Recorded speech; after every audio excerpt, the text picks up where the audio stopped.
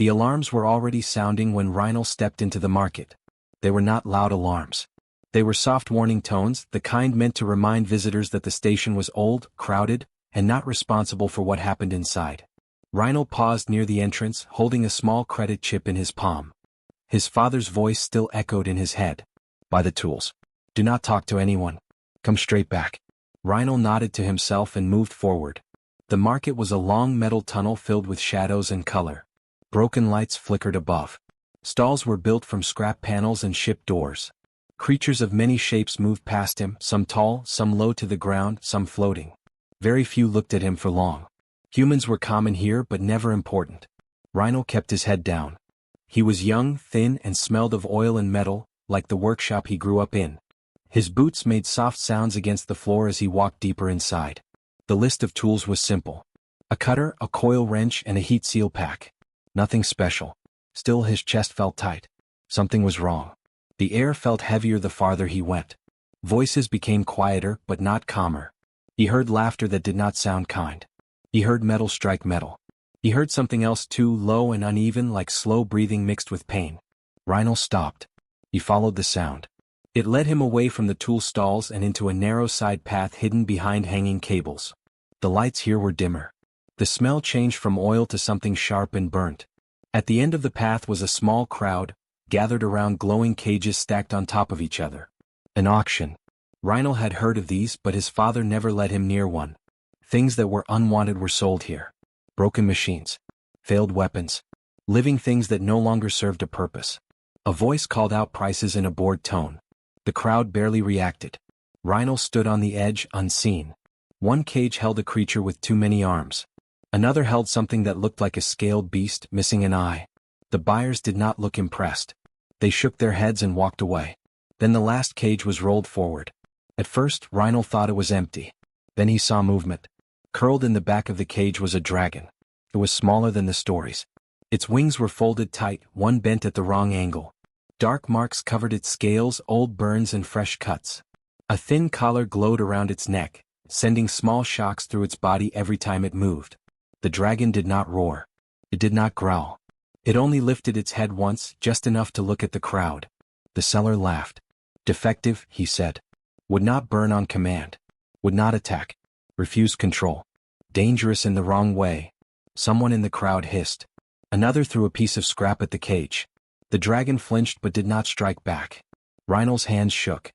He did not know why his feet moved closer. The seller continued. "Last of its kind. Not worth feeding. Buy it for parts or leave it to be spaced."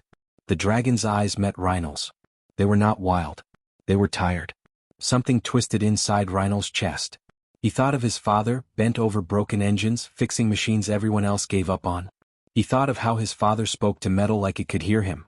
"Easy now. We'll fix you." Rhino swallowed. He looked at the credit chip in his hand. It was enough to buy the tools. It was not enough to buy a dragon. "Final call," the seller said. "Anyone?" The crowd began to turn away. Rhino stepped forward before he could stop himself. "I'll take it," he said. The seller blinked. "You?" Rhino nodded. His voice felt far away. "Yes." Laughter broke out. A tall alien leaned down and sneered at him. "Human child, you cannot handle that thing." "I'm not a child," Rhino said, though his voice shook. The seller checked the chip. His eyes narrowed. "This is tool money." Rhino held it out anyway. "It's all I have." The seller hesitated. Then he shrugged. "Better than spacing it." The collar flared once as the cage unlocked. The dragon did not move. Rhino reached through the bars slowly. His heart pounded so hard he thought it would break his ribs. He did not touch the dragon. He only placed his hand on the cage floor, close enough to be seen. "It's okay," he whispered, not knowing why. The dragon's head lowered slightly. The crowd fell quiet. The seller pulled the cage controls. "It's yours. No returns." Rhino nodded again. He did not look back as he guided the floating cage away. His mind raced. He had no tools. He had no plan. He had no idea how his father would react. But when the dragon shifted inside the cage, careful not to touch him, Rhino felt something strange. For the first time since entering the market, the air felt lighter. Behind him, someone muttered, "The human bought the broken one." Rhino did not answer. He walked toward home, unaware that the market alarms were no longer meant for safety but for warning.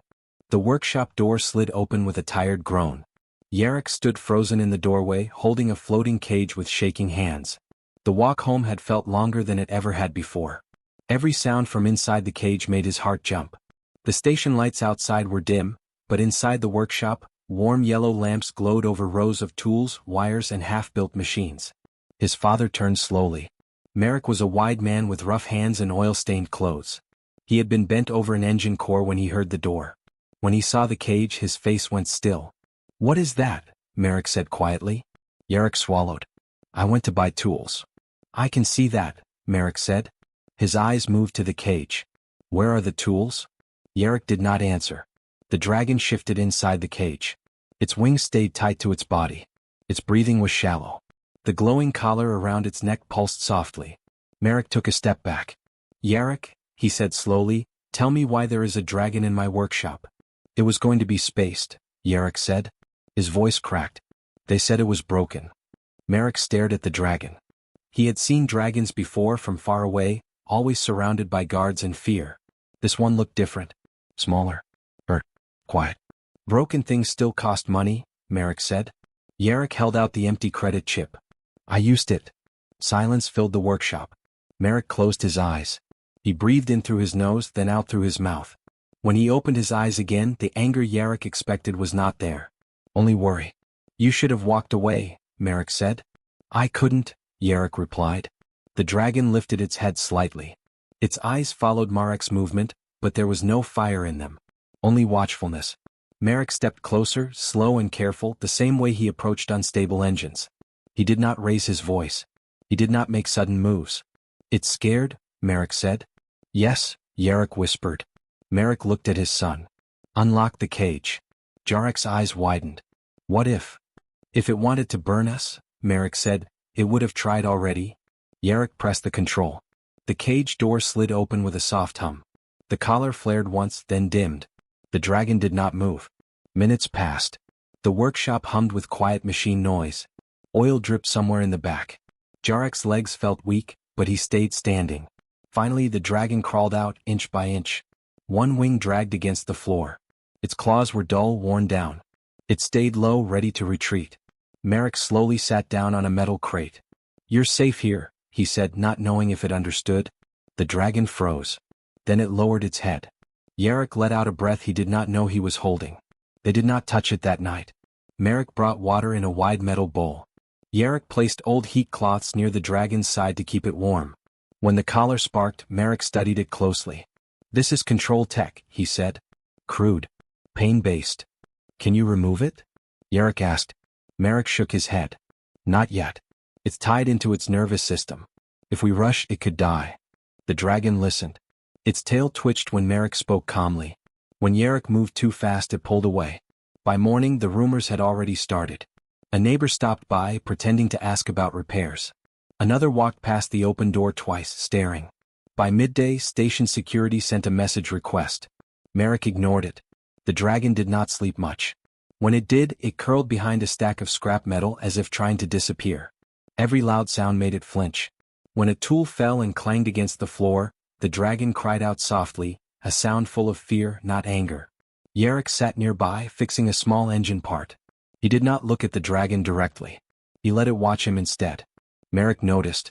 "You treat it like a machine," Merrick said. Yarrick shook his head. "No. I treat it like you taught me." Merrick paused. That evening, two figures arrived at the workshop door. Tall. Armored. "Not station security." "Hand over the dragon," one said. "You are not licensed." Merrick stepped forward. "It's injured." "It is property," the figure replied. The dragon hissed quietly and pressed closer to the back wall. Yarrick moved without thinking. He stepped between the dragon and the door. "It chose to stay," he said. The figures laughed. "Dragons do not choose." Behind Yarrick, the dragon rose slightly, wings trembling. Heat filled the air, not burning but warm, steady, controlled. The armored figures hesitated. Merrick spoke firmly. "Leave." After a long moment they did. That night, Merrick worked carefully on the collar, adjusting its output, reducing the pain. The dragon watched every move but did not attack. When the collar dimmed for the first time, the dragon released a slow breath. It rested its head on the workshop floor. Yarrick smiled softly. The dragon no one wanted had found a place that did not ask it to burn. The first ship arrived without warning. Its shadow passed over the workshop lights, dimming them for a second. Yarrick felt it before he saw it. The floor vibrated softly, like a deep breath taken by the station itself. Outside, heavy boots struck metal walkways. Voices echoed, sharp and certain. The dragon lifted its head at once. Its eyes were clearer now. Not bright with fire, but alert. Since the collar had been weakened, it moved more freely. It still did not breathe flame. It did not threaten. But it listened. Merrick shut down the engine he was repairing. "They found us," he said. Jarrek's stomach tightened. "Who?" "Anyone who does not like seeing something they failed to control," Merrick replied. The workshop door chimed. "What?" "Twice." "Open," a voice ordered from outside. Merrick did not move. He wiped his hands slowly and stepped forward. Yarrick stayed near the dragon, who had moved closer to him without being called. The door slid open. 3 figures stood outside. One wore the dark crest of a trade authority. Another was tall and narrow, with scales that reflected the light. The third stayed behind them, face hidden, carrying a long case.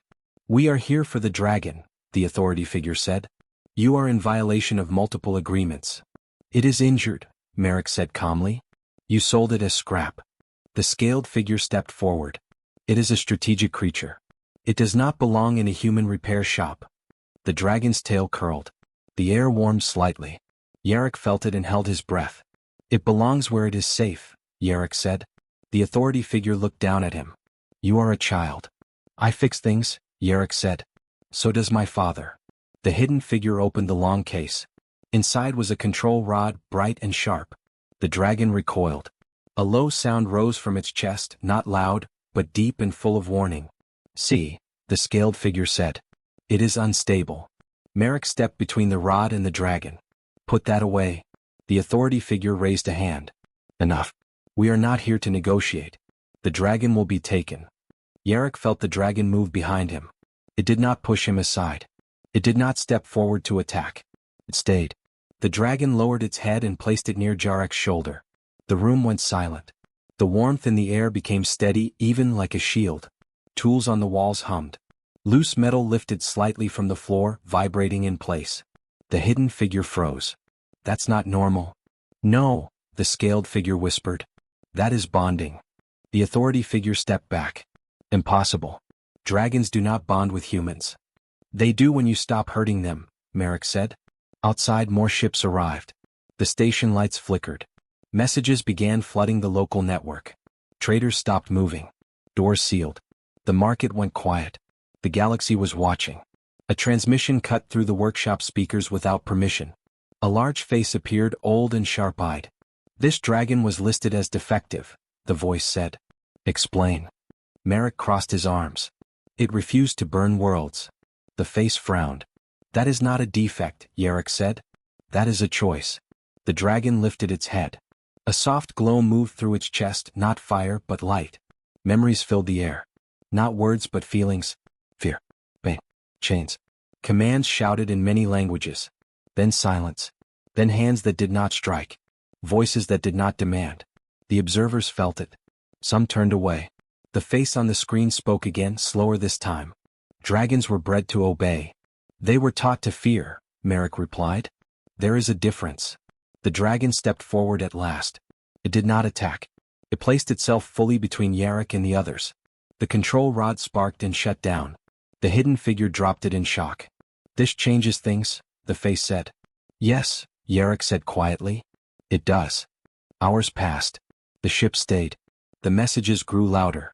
Arguments filled the station network. Some demanded the dragon be taken. Others asked questions no one had asked in centuries. Why did dragons leave?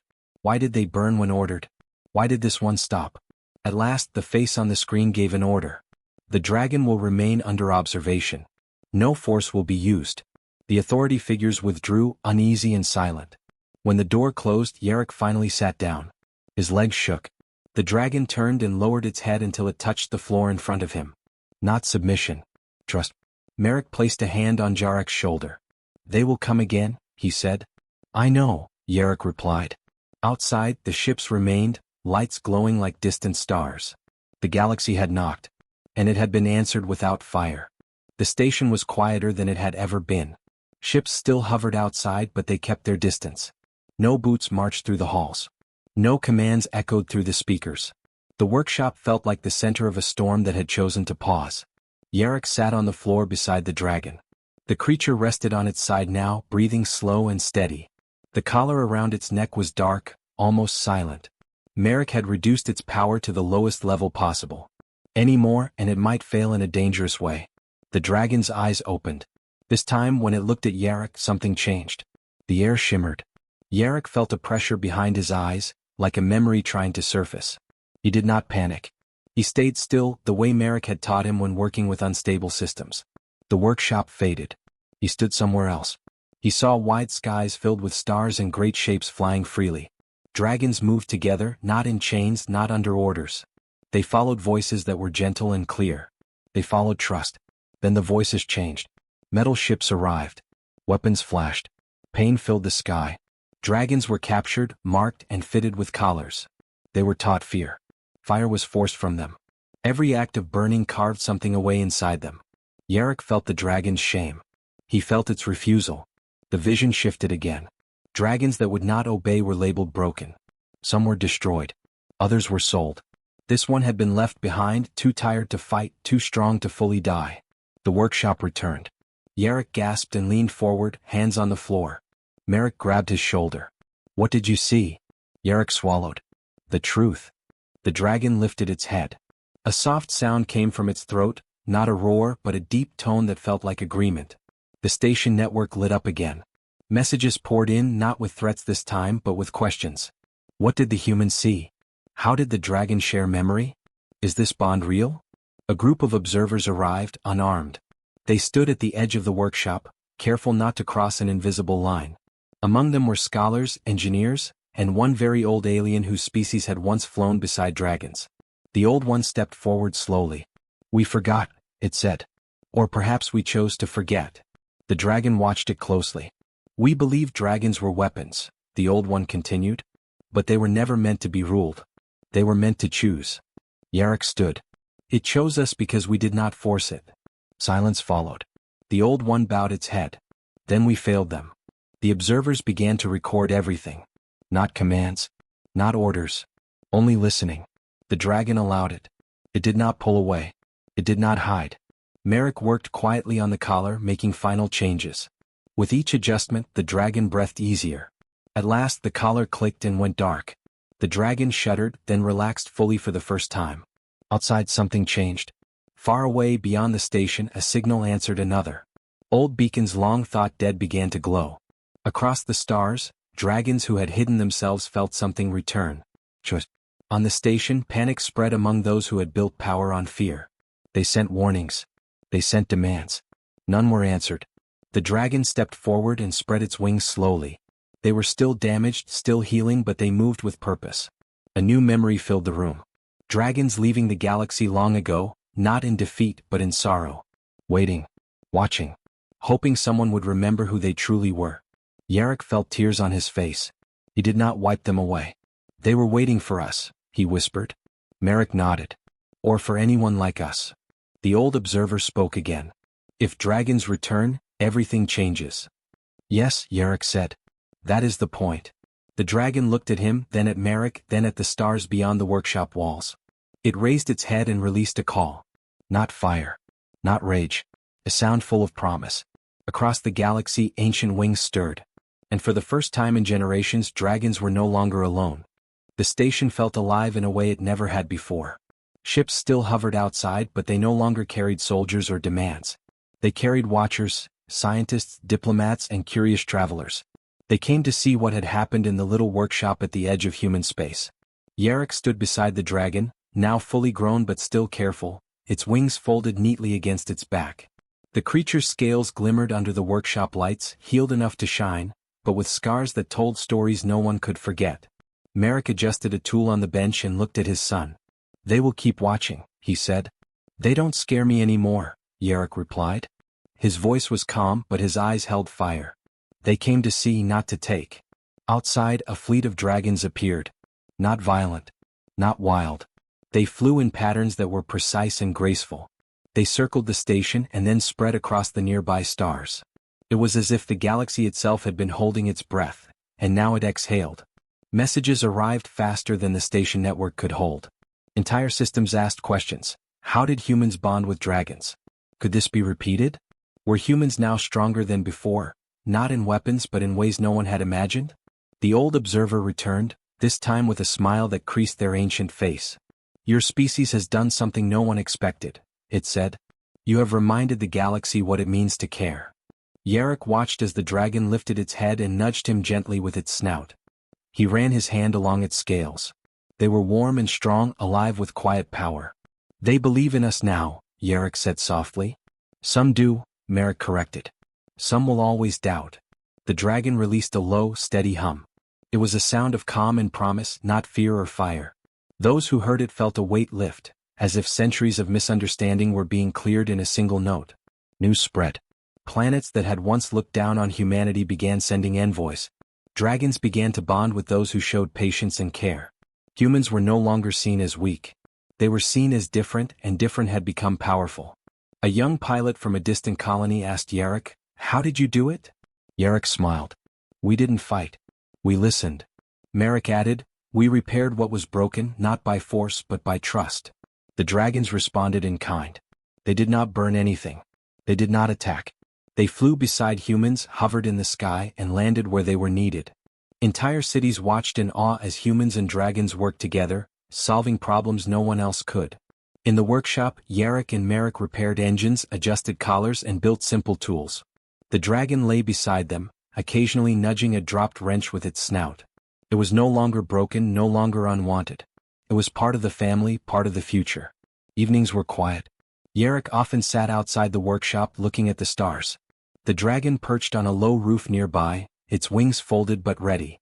Merrick joined him, holding a warm mug. "Do you think they will ever forget this?" Yarrick asked. "Some will try," Merrick said. "But the change is bigger than any single memory. Humans have shown that strength is not just in power.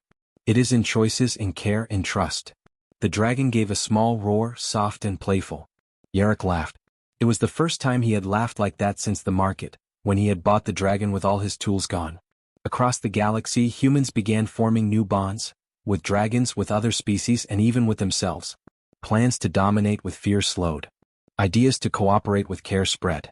The old wars of misunderstanding became stories, not instructions.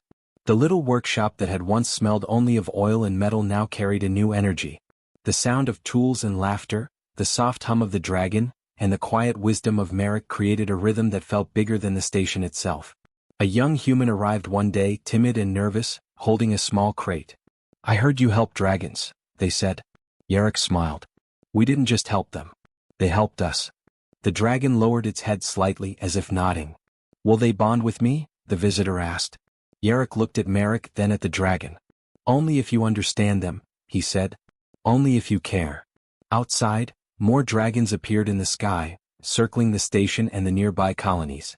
The galaxy had noticed the shift. Not with fear, not with weapons, but with understanding. The humans who had once been underestimated were now remembered. Not for conquest, not for technology, but for empathy, patience, and the courage to do what others would not. Yarrick watched the stars, then looked at the dragon beside him. "We changed something forever," he said. The dragon pressed its head to his shoulder. Its warmth spread through him, a quiet certainty. Merrick placed a hand on both of them. "Not just us," he said. "Humanity." And so, the galaxy learned a truth it had forgotten long ago. Power was not always fire and fear. Sometimes, power was trust, care, and the choice to protect what others had abandoned. In that small workshop, surrounded by tools, metal, and stars, humans and dragons began a future that no one had predicted, but everyone would remember. Yarrick smiled at the sky. Dragons, humans, and the stars above, all together, moving forward. The galaxy would never forget.